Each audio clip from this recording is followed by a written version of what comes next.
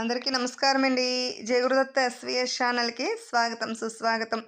ఈరోజు అద్భుత కథల్లో భాగంగా బాబా చెప్పిన భాగవత కథల్లో మహారాజు గోపాలుని ఏ విధముగా చేరను విందాం. కారాగారమున వాసం చేయుచున్న దేవకీ వసుదేవులు చూచుటకు పిచ్చివార్ల వలె మారిపోయారు. కురుల సంస్కారం కానీ కాయమునకు తగిన ఆహారం కానీ తీసుకొనక నిరంతరం పుత్రశోకముతోనే మాడిపోతున్నారు. 2వ సంవత్సరము ప్రవేశించగానే దేవకికి అష్టమ గర్భమున ప్రారంభమయ్యను. అది మహా ఆశ్చర్యము. వాడిపోయిన దేవకీ వసుదేవుల ముఖ కమలములు అప్పటికప్పుడు విచ్చిన కమలముల వలె తేజస్తో నిండెను. ఎండిన ముద్దుల వలె పరులుదీరిన వారి కాయములు బంగారు వర్ణములతో ప్రకాశించెను. దేవకి ఉన్న గది నిరంతరం సువాసనలతో ప్రకాశములతో నృత్య గీతములతో కనిపించుచు వినిపించుచు ఉండుట దేవకీ వసుదేవులకు మాత్రమే గమనించి ఈ విచిత్రమును కంసునికి తెలిపిన మరింత హింసించి అసలు గర్భమునే మొక్కలు చేయనేమో అను భయముతో తమలో తాము అనుభవించుచు పుట్టబో అష్టమపుత్రుని భవిష్యత్తు ఎట్టి స్థితిని అందుకొనును అను ఊహలతో కాలము గడుపుతున్నారు. ఇక కంసుడు తన కాలము అగుచున్నదని తలంచి దాన్ని ఎట్లయినను తప్పించుకుని దేశమును చక్రాధిపతిగా ఏలవలనను దురాస హృదయమున అవతరించి దూరాలోచనకు దాసుడై తన రాజ్యమున గల యదు వృష్టి భోజ అందకులను రాజులు యాదవ రాజ్యంలో ఉన్న వారలను అన్యాయ అక్రమ అనాచారములతో జయించి ఆ రాజ్యములను నాలుగింటిని హస్తగతము చేసుకొని తన స్వేచ్ఛా పరిపాలనకు అడ్డు తగులుకుండుటకై తన సొంతపు తండ్రి అయిన ఉగ్రసేనును కూడాను కారాగారమందుంచి తన ఇష్టానుసారము పరిపాలన జరుపుచుండెను అని శుక్లవారు చెప్పుచుండ పరీక్షిత్ మహారాజు ఆతృతతో ఏమి కాలమాసన్నమగుచున్నదని తెలిసియు అష్టమ గర్భమున హతమార్చువాడు అభివృద్ధి కాంచుచున్నాడనియు ఆకాశవాణి కర్ణములయందు ధ్వనించుచు ఆకాశవాణి అబద్ధము కాదని తెలిసియు కంసుడింతటి దురాశకు దుర్మార్గమునకు కంకణము కట్టెన. ఇది మహా విచిత్రముగా ఉన్నది స్వామి అని ఆశ్చర్యపు పలుకులు పలికెను. దేవాసుర భావములు తారతమ్యములేమిటో విందాం. సుఖమహర్షి దానికి పక్కునవ్వి, మహారాజా, అందరూ మీవలే కాలం ఆసన్నమైందని తెలిసి కాలస్వరూపుని దర్శించ పరితపింతురని తలంచిరి కాబోలు. చేసిన పుణ్యపాపములను పురస్కరించుకునే ఇట్టి భావములు పుట్టుచుండును. కాలమాసన్నమైందని తెలిసి మీరు చేయి పనికిని కాలమాసన్నమవుతున్నదని కంసుడు చేయి పనికిని ఎంత వ్యత్యాసమో మీరే యోచించుడు. వీటినే దేవాసుర భావములని అందురు. పుణ్యకార్యములు, మంచి తలంపులు, దైవ విశ్వాసములు, భూతదయ, పశ్చాత్తాపములు, సత్యహింస ప్రేమలు అగు దైవభావములు కలవార్లకు అత్యంత దైవచింతనే పవిత్ర కర్మనే చిత్తమున మొలకెత్తును. అట్లు కాక స్వార్థ, అహంకార, దురాశ, దుర్గుణ, హింస, అధర్మములు కలవారులకు కడకాలమున ఇట్టి కఠిన బుద్ధులు పుట్టి కడకు అంతమొందుదురు. వీటినే ఒకటి కైవల్య ప్రాప్తి, మరొకటి నరక ప్రాప్తి అని అందురు. కాయములను ప్రాణములు వీడుట మన కంటికి కనిపించే సమాన కర్మ అయినప్పటికీ ప్రాప్తి స్థానములు అగోచరమైన స్థితిలో ఉండును. దానికి అంత్యమున ఉద్భవించు చింతలే ప్రత్యక్ష ప్రమాణములు.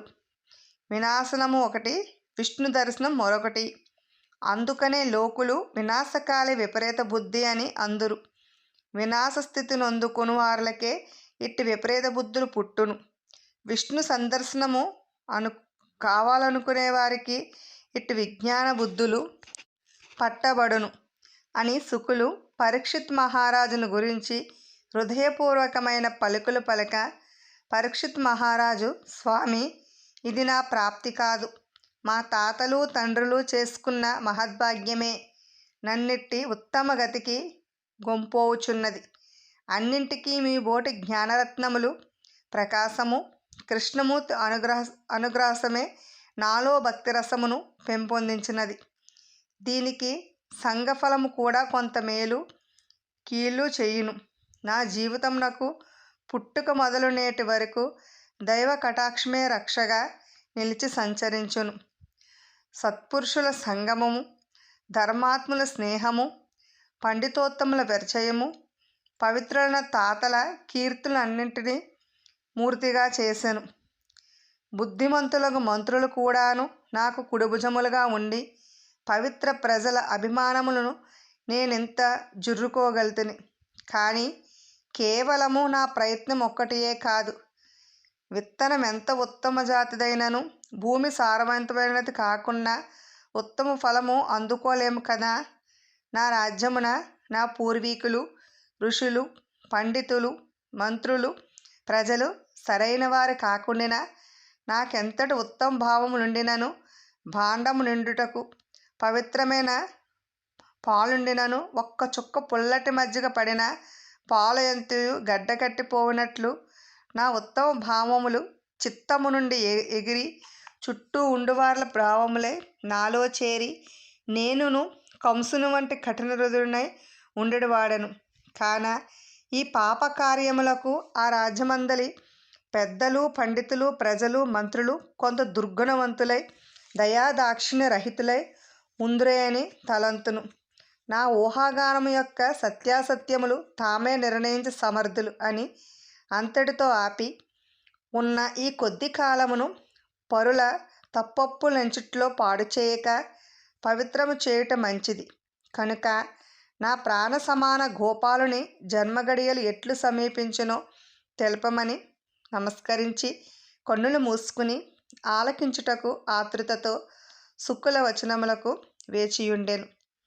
బలరాముని జన్మ వృత్తాంతమును విందాం. అంత శుకులు, మహారాజా, 7వ గర్భమందున్న పిండము 8వ గర్భమున గోపాలునకు తోడుగా ఉండుటకై యోగమాయ అనగా దైవశక్తి ఆ పిండమును తీసుకుని పోయి నందుని మందలో ఉన్న వసుదేవుని భార్య అయిన రోహిణీ గర్భమందు ప్రవేశింపచేసెను. కనుక అది రోహిణీ గర్భము నుండి పుట్టి బలరామాను నామముతో దినదిన ప్రబద్ధమానుడై అతి బలముతో అందరినీ రమింపచేసే కాయముతో మెరియుచుండుటచే గర్గుడు అతనిని బలరాముడనియు దేవకీ గర్భం నుండి సంరక్షించబడుట చేత అతనికే సంరక్షణుడనియు 2 పేర్లతో పిలిచెను. ఇంతలో దేవకికి 9 మాసములు నిండే. దేవకీ వసుదేవులు ప్రాణములు చేతియందుంచుకుని ఏ నిమిషమున ప్రసవమొగును అని భయచిత్తులై నిద్రాహారములు లేక ఒకే చింతల్లో కూర్చునియుండిరి. 9 మాసములు నిండినవని తెలియగానే కంసుడు మరింత భద్రమైన ఏర్పాట్లు కావించి దేవకీ వసుదేవుల కాళ్లకు సంకెళ్ళు వేయించి ద్వారములకు మహాభద్రమైన తాళములు తగిలించి చుట్టూ పారావార్లను పటుత్వమైన వార్లను నియమించి ప్రతి 5 నిమిషములకు లోనికి వెళ్ళి దేవకీ వసుదేవులను చూచుచున్నట్లు ఏర్పాట్లు కావించి తాను కూడాను ఏమి జరుగును అన్న భయముతో నిరంతరం చింతించుచుండెను. దైవమాయ నెరుగక నెవరితరము దైవ సంకల్పమునకు అడ్డు ఒకటి ఉండునా? సత్యమును తెలుసుకోనలేని, దైవశక్తిని గుర్తించలేని, విశ్వసించలేని మూర్ఖులకు తమ ప్రయత్నములు తమను రక్షించుననియు జయింపచేయుననియు తలంతురే కాని దైవ ఆజ్ఞ లేక ఎట్టి చిన్నదాన్నైనను సాధింపజాలరు. అట్లని దైవ సంకల్పం ఉండిన అదే అగునని మనమూరకుండ కూడదు. పురుషార్థము కొంత ప్రయత్నపూర్వకము కామలను ఉన్న శక్తియుక్తులను ప్రయోగపెట్టి దైవంపై భారం వేసి కార్యదీక్షకు కంకరమును కొట్టుకొనవలెను. నారాయణుడు దేవకీ గర్భములో ఏ విధముగా పుట్టాడో విందాం. దైవానుగ్రహము లేకున్నా అన్నియూ ఫలశూన్యమే కాగలవు. ఒకనాటి రాత్రి దేవకీ వసుదేవులున్న గదిలో ప్రసవ వేదన పడుచున్న దేవకి దైవమును స్మరించుచు ఒత్తి దీపమును చూచుచు ఇప్పుడు నాకెవరు దిక్కు, నా గతి ఏమి అని విలపించుచుండా ఉన్నట్లుండి ఆ ఒత్తి దీపము ఆరిపోయెను. ఇంతలో దివ్యకాంతిగల ఒక స్వరూపము కంటికి కనిపించెను. ఇతనెవరా అని వసుదేవుని పిలిచి, కంసుడేమైనను ఏతించెనా? ఈ రాజపురుషుడెవరని దేవకి కంగారు పడుచుండగానే శంఖ చక్ర గదాధారి అయి అభయమునిచ్చుచు, దుఃఖించకము, నేను నారాయణుడను. మీ బాధలు తీర్చగోరి ఆనాటి మీ తపఫలితమునకు ఇచ్చిన వాగ్దానముచే నేనే మీ గర్భమున కొన్ని నిమిషముల్లో పుట్టబోతున్నాను. నా విషయమై మీరేమాత్రము దుఃఖించక జరుగు నాటకమును చూచుచుండుడు. నాకు కీడు చేయువాడు ఈ 14 భువనములందును పుట్టబోడు. పుత్రవాత్సల్యముచే మాయగప్పిన మనసుచే తాత్కాలికంగా కొంత విచారం కలిగినను వెంటనే విచిత్రమైన అద్భుతమును అనుభవింతురు. నేను పుట్టగానే మీ బంధములు త్రెగిపోవును, ద్వారములు తెరవబడును. ఎవరికీ తెలియక నన్ను తీసుకొని పోయి వ్రేపల్లెలోని నందుని ఇంట ఇదే సమయమున ప్రసవ వేదన పడుచున్న యశోద ప్రక్కన ఉంచి అందు పుట్టిన బాలికారూపమును తెచ్చి మీ చెంత పెట్టుకుని కంసునకు కబురంపుడు.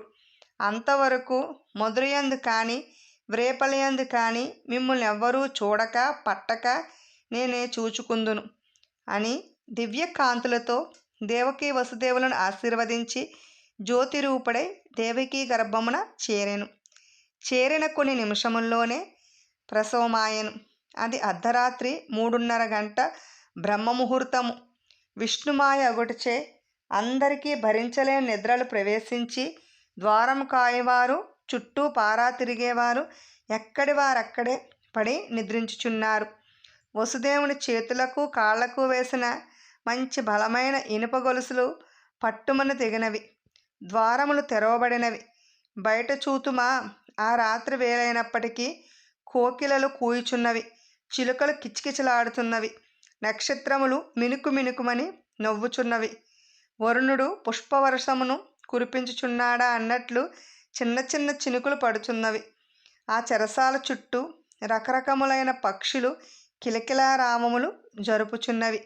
ఇదంతా దైవమాయ అని తలంచి ఆ పుట్టిన బిడ్డను చూడగా వసుదేవుడు భ్రమించుచున్నానా నిజమా అన్నట్లు స్తంభించిపోయినాడు.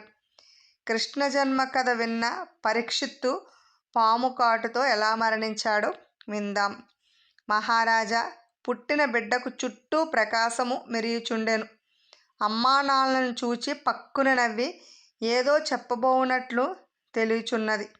ఏమనా, ఇక ఆలస్యం చేయక నన్ను వ్రేపల్లకు కొంపోడు అని శబ్దం వినగానే వసుదేవుడు ఆలస్యం చేయక ఒక వెదురు తట్టలో తన పాత పంచెను పరిచి దేవకీదేవి చీరపైట చించి పైన కప్పి తలపై పెట్టుకుని వెళ్ళుచుండా చిన్న చిన్న చినుకులు పడుచుండా ఇంతలో వసుదేవుడు, అయ్యో, ఈ గాలివానకు బిడ్డ తొడవలసి వచ్చినే అని చింతించి వెనక చూడ ఆదిశేషుడు తన పడగను బాలునిపై అడ్డుపెట్టి వసుదేవుడు నడిచినట్లంతా తానును ప్రాకుచూ వెళ్ళుచుండెను.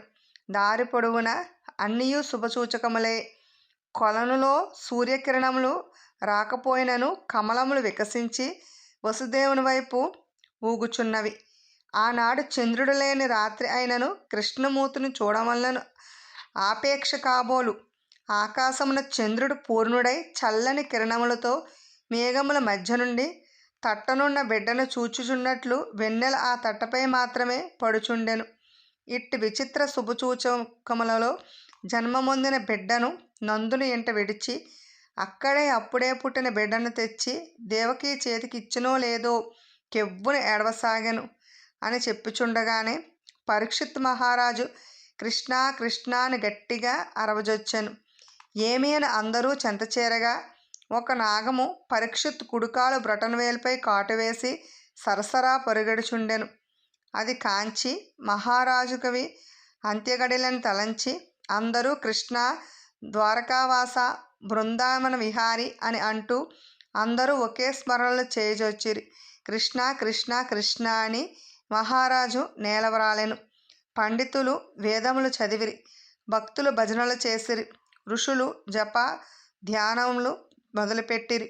శుకుడు ఆనంద బాష్పములు రాల్చుచు మహారాజు గోపాలుని చేరెను అని చేరిన వారలకు తెలిపి ముందు కార్యక్రమాలు కొనసాగించమని తెలిపి శుకుడు ఎవరికీ కనిపించక వెడలిపోయెను.